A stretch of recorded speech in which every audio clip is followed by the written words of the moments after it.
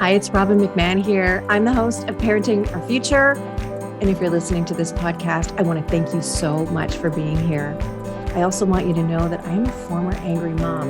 I used to yell and rage and threaten and punish my kids because I wasn't getting the cooperation or the behavior that I felt I should be getting. And I struggled for many years not knowing how to change or knowing what to do differently. It wasn't until I found the world of peaceful parenting that I learned why my kids acted the way they did, and also why I was so angry and triggered. I was able to heal my anger and leave my triggers behind so that I could focus on being the calm and confident parent I always expected myself to be. I can tell you that feeling connected to your kids is the best feeling in the world. My two boys are teenagers now, and we have a strong relationship that is rooted in deep connection. And where there is connection, there's cooperation. Parenting is the most important job we do, but it's the hardest job we do. And we do it without understanding the fundamentals of the way our kids grow and develop. And we do it without knowing the way their brains work or what their behavior is actually really telling us. So it's no wonder it's so hard. And it's okay to ask for help. It's okay to say, this is harder than I thought it would be. And that's where I come in.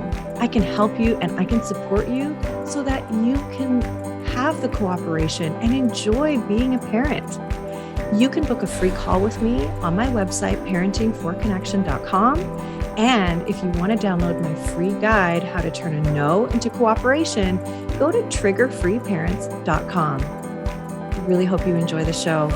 Thanks for listening. Hello, everybody. It's Robbin. Welcome back. All right. We are going to talk about something fun, nothing heavy, but fun today. We're talking about play and playing with your kids. Also not playing with your kids, letting them play on their own and independently. So I have a wonderful guest. She's also a fellow Canadian. So how could we not love her? Dr. Jody LeVos is here, and wait till you hear what she has been up to and what she does. She's incredible. Like, she's been a part of brands that we all know and love and willingly give our kids. So just let me tell you about her. So she is the Chief Learning Officer at Begin.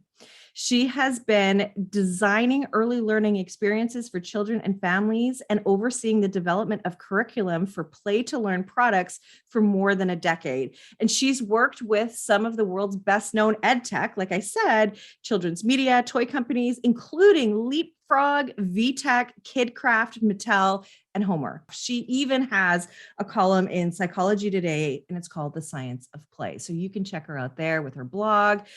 And she's also a mom to an 11-year-old and a 14-year-old. So she's been there with her own kiddo. So I just want to welcome Dr. Jody LeVos. Thank you so much for being here. Thank you so much, Robbin. It's definitely a pleasure. And I'm so excited about talking about play. It's definitely a passion of mine. So let's jump in. Okay, let's jump in. Okay, so let's ask the obvious question that, we know, but maybe we don't really know about play. And that is really why do we care? Why is it so important that we have play? Yeah, play has been linked with so many really important child development and really life outcomes. We know that play is critical for supporting social emotional skills like emotional self-regulation, self-esteem and confidence, cognitive development. So things like the ability to express ourselves, solve problems, executive functioning skills, so inhibiting responses and following rules, as well as physical development, which is probably more obvious. So things like growth and fine motor skills. So play is incredibly important. It's one of the primary ways in which young children explore the world around them and learn. And so play is just incredibly important, and yet I think not well understood. Yeah. So let me just sort of recap that, right? Social, emotional, cognitive, solving problems, executive functioning, physical, gross and fine motor skills. And I think the most important thing that you said, and something that I love to talk about, is that this is how our kids explore the world, That's how right. they make sense of the world. And if you really watch your little ones, and I remember this from when my guys were little, how they would replay things with their toys that had happened in real life. Right. And so oftentimes when a parent is struggling with understanding what's going on with their child, I will say to them, like, let's draw it out. Let's play it out. Let's play school and find out what's going on. Because the thing is that our kids are full of big emotions, full of curiosity and wonder, but they don't have the vocabulary, to explain it. They don't necessarily know how to understand it, right? So, Right. and they don't know how to deal with it, right? And so this play piece is really like the way to enter their world right where they are, right? Would you agree? I would absolutely agree. I think you said it amazingly well. That is such a great window into their world. And most importantly, it's a safe space for them. When they're engaging in play, they are, for the most part, directing that experience. So even if you are asking questions or providing prompts, which is called guided play, and that's an incredibly important type of play, the child is still directing that. And so you can learn a lot about how your child is feeling about a situation, what they might be nervous about, maybe something that happened at school that day that they've sort of brought home and they're internalizing it and they don't know how to communicate that to you. You may see elements of that come out in their play. And so really paying attention to their body language, the vocabulary they might be using in that play moment, or even the way in which they've chosen to play can be a really good indicator to you as a parent of some of the things that are going on inside of your child. Yeah. So you really do want to kind of lead with some curiosity, just sort of like making note of what they do and what they say and how they play, and to get that window into their lives. I think it's really good to know that, right? Really good to know that. Yeah, I would agree. And I think allowing children to have opportunities for really free play in which they're both initiating the play and directing it, as well as, as I mentioned earlier, guided play in which as an adult, maybe we've created the play environment. Maybe we want to support a certain learning goal or outcome, or we're asking questions, we're giving ideas to the child. Both types of play are incredibly important. And as we think about sort of a play diet, for our family, thinking about different types of play and allowing our child to engage in those different types of play is really important as well. Yeah. Okay. Well, kids are naturally wanting to play, Yeah, of that's right. I mean, course. that's the beautiful thing about play. We seldom have to force our child to do it. Now, sometimes we have to take them away from one thing they're enjoying and encourage them to go, play in a different way. For example, taking from screen time, which can also be playful. But sometimes we want our child to have play that is not screen time involved. Yeah. And so sometimes as a parent, we need to sort of direct that type of play. But typically we don't have to encourage children to play. It's something that is quite innate, not just in humans, but in many other animal species as well, which is another indicator of the fact that it seems to serve a really important purpose. Play is important. It's not a luxury. It's a critical need that we have. Absolutely. Yeah, absolutely. And taking those screens away is really a good idea. I always tell parents, like, don't wait as long as humanly possible to give your kids a screen. I know there are definite benefits. There's learning things like VTech and Leapfrog and that sort of thing. Sure. Yeah. But our kids are naturally curious and their imaginations are so wonderful. And some of the most fun they have is when they're making their own fun, right? And we can let them have sort of that free play moment. So what do you say about that? Like, what I'm sort of getting at is the self-directed play versus play with toys that have a very specific purpose, right? Yeah. I look at it really as kind of a diet, right? Like we do well as humans when we sample from lots of different colors of food. I think children also do well when we sample lots of different types of play. Free play, as you mentioned, especially when we are using toys that aren't overly contrived and they really allow the child to make up what that toy is, requires a lot of symbolic thinking. It requires a ton of creativity because they're really creating the context, the story that goes behind that. And it supports some social emotional skills that we've talked about earlier, really around self-empowerment and confidence. So we definitely want to make sure kids are having access to that free, unstructured play. Having said that, guided play experiences are also very important, particularly, again, if we want to support learning outcomes. And there's been a lot of research to suggest that, in preschools, for example, if the teachers really want to support foundational skills for getting ready for school, for example, rather than sort of talk to the child, there's ways to support those foundational skills through guided play. And guided play involves, again, the grown-up really setting up the play experience so that the child is making those connections and is having those aha moments, or opportunistically watching the child play and interjecting with questions or prompts. So an example of that would be if a child is stacking blocks. If the adult sort of steps back and just lets the child drive the experience, that's free play. The child is engaging with those blocks however he or she wants, and that's great. If the adult asks the child questions like, which block is bigger? Which block is the smallest block? Now that adult is helping to support informal measurements and making observations about the world. Or if the adult asks a question like, what do you think would happen if we take this block and we put it on top of this stack? Now the child is starting to hypothesize and think about with really simple physics concepts, for example. And so there's ways to use those free play moments, but like deliberately interjecting with some questions that are designed to really support those learning goals. Yeah, I love that. I remember us having these, they weren't blocks, but they were square cups, and they all fit into each other, and they were rainbow colors, and they had numbers on them. So you could really use them in so many different ways. You could just let your child play, but it was the stack of toys that we would bring everywhere with us. Right. And I actually kept them so that, maybe one day if my kids have kids, maybe those little ones can play with them, out of my own nostalgia. But, it was just like the perfect toy, it's so fun. And, so I think that's really important. That piece about asking them questions, kind of, sort of challenging their brains a little bit. Yeah. Here's the thing though. So many times our kids want us to play with them. Right. And, and I am picturing the scene where, mommy is so tired and just needs a break. And, your little one is like, play with me, mommy, play with me, play with me, play with me. Right. Which I know happens so much. So how do we play? How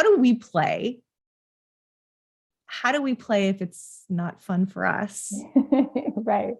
Right. So let's just start with those two questions. I have many more, but so what's the best way to play with them? If there is a best way, and what do we do if we don't like it? Like, I refuse to be the dog again in this, this thing that we play. Yes, it was fun the first time, and now I'm stuck with you wanting to, make me be a dog and all this stuff, all this. And I've got dinner to make, or I've got, exactly. Yeah, exactly. Let me tackle the second one first, actually. Okay. I mean, listen, we don't always have to play with our child. We have many roles to play as a parent, but a full-time entertainer of our children is not one that we have to play. That's not our job. And in fact, there's research to suggest that when our children are bored, it can have profound benefits. They have to figure it out. They have to find something to do. They have to create a game, or they have to create a story. They have to go problem solve. And so boredom is okay. The other thing that's okay is it's okay for us as parents to model that setting boundaries is okay, right? Like, I agree. I will play with you when the timer stops, right? Or I will play with you once dinner is all cleaned up.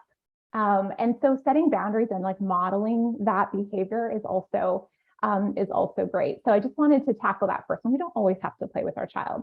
But I think, as parents, we recognize that we can have profound bonding moments when we do play with our child. And so that's your first question, right? It's like, how do we play with our child?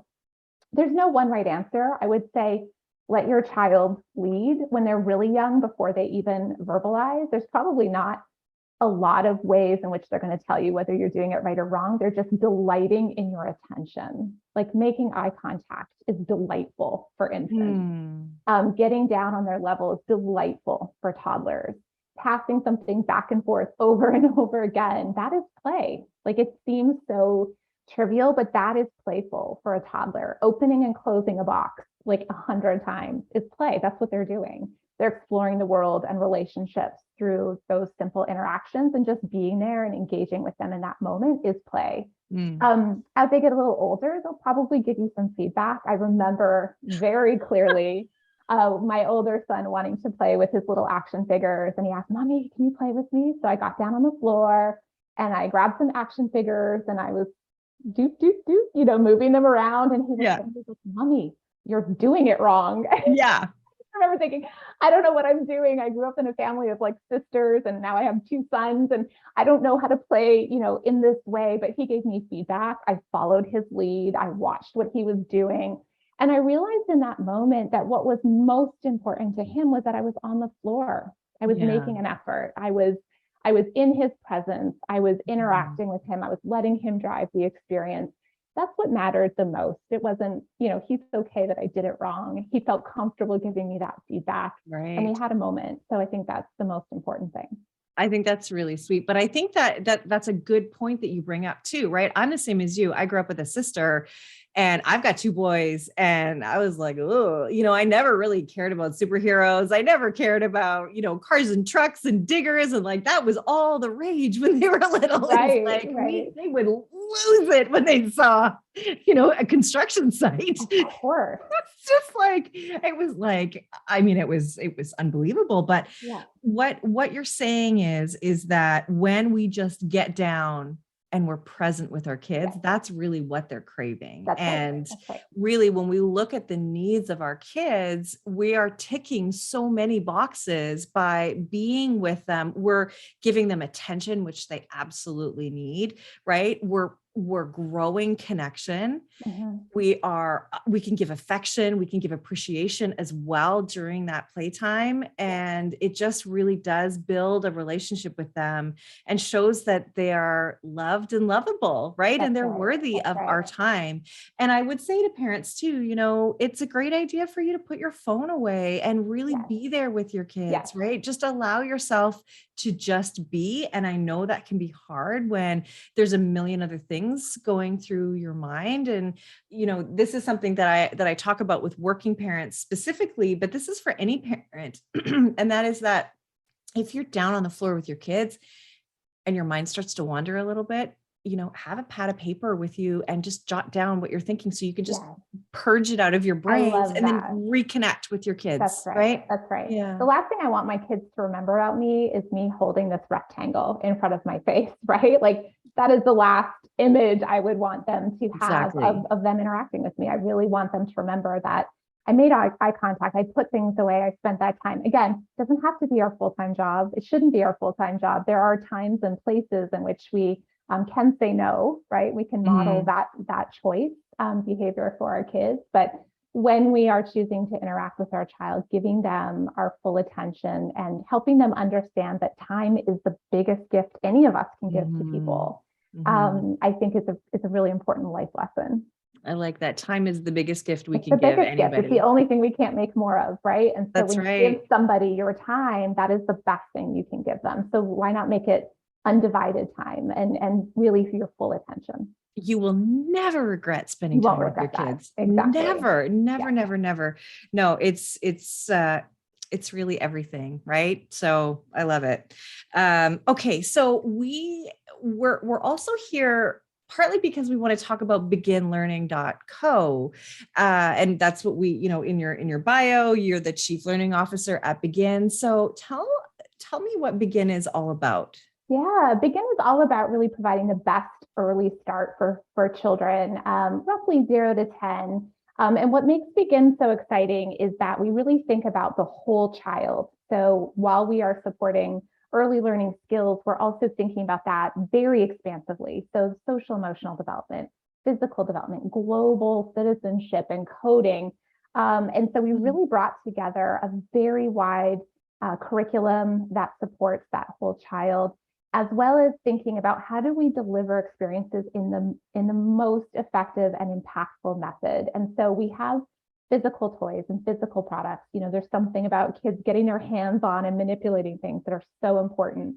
We offer classes and tutoring so that kids can sample a vast array of things that maybe they don't get to experience in the classroom or in daycare or at home, like dance lessons or music or chess. And then, of course, we have digital interactive content as well, which is playful, but is designed to support, really important outcomes like computational thinking or getting ready for school or learning how to read. So it's really exciting in that we have, again, a wide range of skills, a wide range of ways to serve families and to serve children through play. Okay, so that's awesome. And so on your website here, you've got subscription boxes, you've got Code Spark Academy, and so kids can learn how to code and that sort of thing. So this is great. And so they can find everything on beginlearning.co, and you've got some other brands involved as well, right? That's right. Yeah. So we started as a Learn to Read digital app. We had Speakaboos, which is Love to Read, and Homer, which is Learn to Read. We've grown, and so Begin is sort of our new overall name. But as you mentioned, we've got Code Spark, which is all about computational thinking and coding for kids as young as kindergarten, maybe even preschool, which is fascinating, right? Like that is an example of something that 15 years ago, coding was something you learned in college, but they've really cracked the nut on how to expose children to the fundamental ideas behind computational thinking in a way that's super fun and sticky, but developmentally appropriate. And then we have Little Passports, which is a line of subscription, multiple lines of subscription boxes that come to your house every month and cover things like exploring the world around you, early science concepts and animals, which is very exciting, as well as Kid Pass, which are classes. And then, of course, Homer Learn and Grow, which is really all about learning to read and getting ready for school and for life. So, okay, so that all sounds wonderful. Now, you mentioned classes and that sort of thing. So is that done in person? Is that over Zoom? Is that both? Yeah, okay. Great question. We have in person, mainly in the New York area. Although we're expanding out to different markets, and then virtual classes and virtual tutoring as well. And so that's something that we definitely saw a huge need for during the pandemic when, much of the world was shut down, but we really don't see that going away. I think parents are starting to appreciate the convenience of having that support, that one-on-one support, or those small group classes through their screen. And we know that there are definitely best practices and ways of keeping kids super engaged and supporting those really acute needs and learning goals. Yeah. Oh, that's so great. Well, thank you for what you're doing with that. I mean, look, as parents, we do need all the help we can get. We need ideas. We need things that do help us because we just can't think of all the things, right? So having those kind of subscription boxes, I love, so that you do have, kind of like an objective, right? It's like, okay, we've got all these things. Here's your mission. Should you choose to accept it, right? Exactly, right. And some of that is designed for the child to really use independently, which again, is sometimes really important and has profound benefits. And some of it's designed very thoughtfully to involve the parent, because we do know it's important to play with our child. And we do know that when children and parents engage together, often called co-play, that the learning is even enhanced even more. And so when we have the opportunity and we have the ideas given to us, I think it just takes that cognitive load on the parents' side down significantly. The other thing I would say is we also have just a ton of play tips and printables that are free for parents. So I would encourage you to check that out, and your listeners to check that out as well, because it's great to, again, have ideas, especially for the summer. We want to keep our kids learning and engaged during the summer months. Yeah, absolutely. No, it's so true. It's so good. And here's the thing that I don't want anyone to lose the point of, is that playing is fun. It's fun for us too. Like we just get to let go and be silly.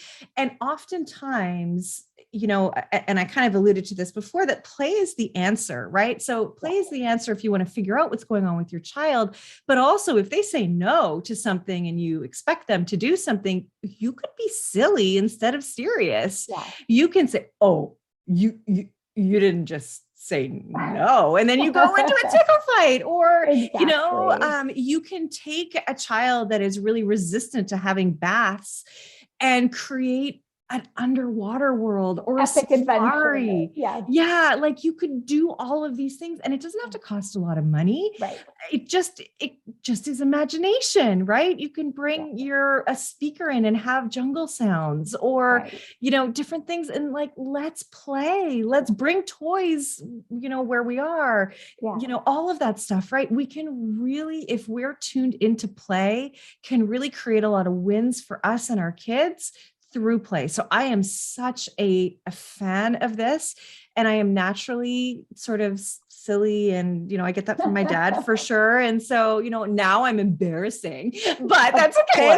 That's our job too, right? Yeah. I love that, Robbin. Listen, I mean, there's a lot of heaviness in the world, so modeling the fact that it's not only okay, but it's like so important that we play, and not just as children, but as adults. The opposite of play is not work, right? The opposite of play is sadness, it's depression. Like, play is critically important to humans, and like I said, other animals as well. And so modeling play and time for play is a big gift that we can give our kids that will last a lifetime.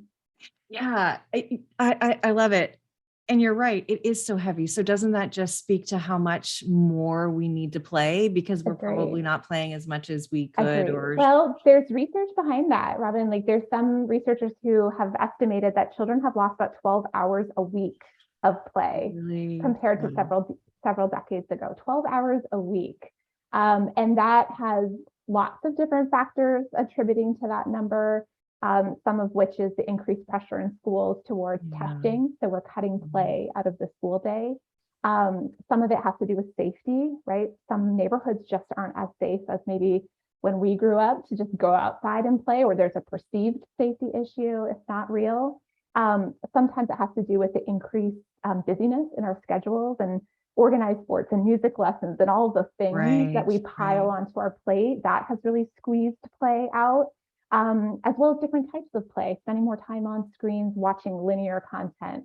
We know that like interactive content, for example, can be still very playful and have great outcomes, but we're spending a lot of time doing different things now, and play has been dramatically reduced. And so thinking about play as something that's critical for our child's development, thinking about play as something that's like a diet, we should have lots of different types of play. Thinking about ways to incorporate play very organically, like you gave a great bathtub example. Those are all things that I think are important as parents. Yeah. Well, and when you brought that up about school, the worst thing we can do is take recess away or punish a child by not letting them play, right? Our kids need to be out. They need to play. They need that free time. And let's not use play as something that it can also be a punishment and have that taken away, right? Right. And I think that's, again, just like flipping that mindset from like play being a nice to have to play being critical. Like, we don't take away water. We don't take away food. We don't take away oxygen. Like, we shouldn't take away play, is sort of where I'm coming from. Play is critical. And so critical and beneficial, right? So why would we want to remove something that's so beneficial and so impactful? Yeah. In fact, in my practice and in my work, the way I was trained, we were taught 8 core needs of a child, but I actually include a 9th, which is play. Because it is that essential. And modeling is important too. Like, I make sure that my kids see my husband and I laughing and having fun too, that we are silly and, that we can laugh. And then we also recognize, because our teenagers can be, a little moody and all that kind of stuff, which is fine. But like, just last night, my son did something, and he, and instead of getting defensive, which is usually his sort of go-to, he just laughed with us. And I said, "Hey, bud, I'm so glad you laughed with us. Thank you for laughing with us." Because we sort of did a whole thing around it, and we were like, and it was just like so fun. And that, like, the thing is that that's what it feels like to be a parent. That's what I always dreamed of. And I know so many parents dream of. When you think of you and your family and you're fast forwarding into the future, you're thinking of a time where you're connecting, where you're enjoying each other's company, where you're having fun. That's So right. let's not forget that fun is crucial, right? Yeah, that's right. And there's such a wide range of what's fun and what's playful. Yeah. And having your kids see you do something that's play for you is also important. And for me, like, what's playful maybe doesn't seem overtly playful, but I love endurance sports. Like, that is so fun for me. That is what I do for downtime and for my time and for fun. And now that's something my kids are starting to engage in, and we can share together. So we can go on runs together or bike rides, and that's our playtime. And so playtime doesn't always have to look like a board game per se, or like a water balloon fight. Play can be many, many different things. And so I would just invite, your listeners to think about, like, what is their playtime as a parent? What feels playful for them as an adult? Are they showing that and showing up with that for their kids as well? Yeah. And it's a good point, because not everybody can play the same way. Right. Like, our family does not play board games. We are the worst at it, right? We have one child that is so uncomfortable playing and losing, and we've tried. And then we just said, no, you know what? This is not for us. That's This right. is just not for us. And I think that there's an expectation, there was for me, an expectation, like, we were going to have board game nights, and we do have to let that go sometimes too, right? Yeah, of course. Play is massively expansive. And so we can allow ourselves to get out of that preconceived notion of what play looks like for our kids, for ourselves, and really think, like, what brings you joy? In what are you doing when you sort of feel a sense of flow, like where you're losing sense of time? Where you can really feel connected to each other. And so those are things that maybe that's what play is for your family. Maybe it's going for a walk, maybe it's hiking, maybe it's a water balloon fight. I don't know what it is. You read my mind. Many things. Yeah. It can be many things. Absolutely. And let's also just remember to keep fun in sports and not take them too seriously too, because that is, and I've talked about that many times on the show. I've had a few people on talking about it, and, like, we just also need to not ruin our kids' sports because we're too serious. I agree. Sports at their heart should be about play. They're playing a game, right? And so instilling a sense of inherent fun and joy. And that's really what's going to keep kids in the sport long term. If we really want our kids to be active and, have activities that they love, we have to make it fun. If we make it too serious, they're going to, unfortunately, we see this in the stats, they're going to drop out. And that's to no one's benefit. Okay, so we have something really special in the Parent Toolbox, which is straight from your site, but we've got something special in the toolbox. So we've got some activity pages that you're giving parents to, and I'll sort of pass it to you to tell us what those are about. Yeah, sure. So we have activity pages that you can print that will keep your kids engaged and hopefully learning over the summer. And they might be things like coloring pages, word searches. We've got a whole range of activity pages. So those should be super fun for you and your child. And that's great. Like, that's why I called it the Parent Toolbox, because we need lots of different tools, because our kids can get bored, and we need to have a plan, or at least something up our sleeve, right? So these are the perfect kinds of things. This is perfect. Bring it to a restaurant while you're waiting for the food to come. This is something they can do while you're, folding laundry if they're not helping you. So lots of times and places. That's right. Okay. I just have to say one thing. So I've been on your site and I've looked at these subscription boxes, which I just love the idea of a subscription box, because I have a couple of subscriptions myself, and I'm like, when is it coming? When is it coming? I get so excited about it. Right. And then when it does come, you get that sort of burst of dopamine, and it's all exciting, whatever. Anyway, you've got the subscription boxes, but what we didn't talk about is that they're really quite affordable. They're like from $25 to $27, and there is the cutest picture on your site of a little girl who's got they're stamps, right? Or their little Yeah, in paws. the shape Anyway, of the paws. Yeah, and it's so for our brand new line of Animals Gone Wild, which is such a fabulous way for kids to explore the world. We know kids are obsessed with animals. And yeah. these kits are actually they're a great example of guided play in the sense that they have been deliberately crafted to support the exploration of the world around us and I love it. animals, right? But kids will get to dive in, they can direct the play. Most of the activities, if not all of them, depending on the age of your child, they can do independently. You can play together. There's also gameplay that's built in. So yeah, and it comes to your house. It doesn't get easier than that. Yeah, I love that. And I just cannot get over the fact that you can put those little things on your hands and walk around and leave tracks instead of, I mean, come on. I clearly want it for myself. If you haven't, I think you do. I think you do. I think we should send you one.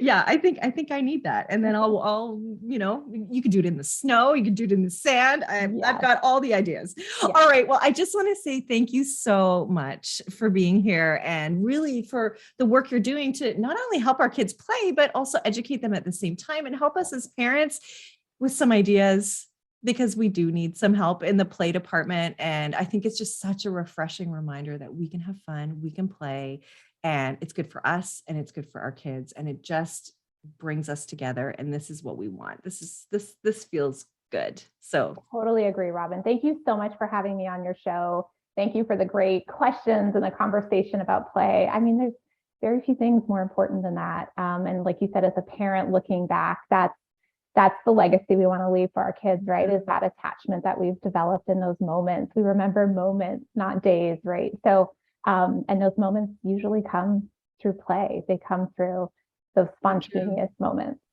Yeah. Awesome. Thanks so much. Thank you. Thank you for listening to this edition of my podcast, Parenting Our Future. I'm parent coach Robbin McMahon, and if you're enjoying this podcast, please share it with someone who you think might also need to hear this message. And don't forget to subscribe, and if you like my work, I'd be grateful if you gave me a 5-star rating. For those of you who like my content and want more, visit me at yellingcurebook.com to get your copy of my book and to find other resources to help you. Until next time, I am wishing you and your family peace and